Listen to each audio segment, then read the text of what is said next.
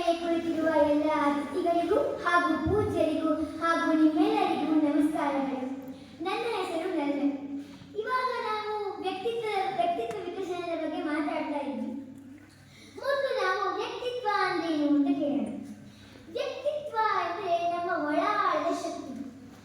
ನಾವು ವಿಕಸನ ಎಂದರೆ ಅದನ್ನ ಬೆಳೆಸಿಕೊಳ್ಳುವುದು. ನಮ್ಮ ಒಳಾಳದ ಶಕ್ತಿಯನ್ನು ಸರಿಯಾಗಿ ಬೆಳೆಸಿಕೊಳ್ಳುವುದೇ ವ್ಯಕ್ತಿತ್ವ ವಿಕಸನ.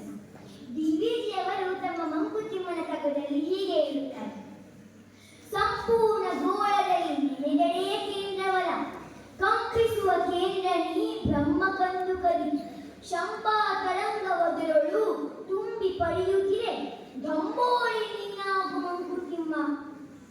ಅಂದ್ರೆ ನಾವು ಒಂದು ಗೋಳನ ತಗೊಂಡು ಹೋದಾಗ ಅದರಲ್ಲಿ ಪ್ರತಿಯೊಂದು ಬಿಂದುನು ಕೇಂದ್ರ ಆಗಿದೆ.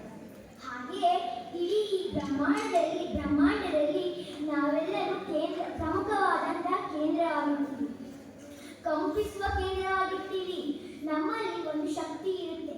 ಆ ಶಕ್ತಿ ಎಲ್ಲಿಂದ ಬರುತ್ತಪ್ಪ? ಆ ಶಕ್ತಿ ನಮ್ಮೊಳಗಿರೋ ವ್ಯಕ್ತಿತ್ವದಿಂದ ಬರುತ್ತೆ. ಆ ವ್ಯಕ್ತಿತ್ವವನ್ನು ನಾವು ಸರಿಯಾಗಿ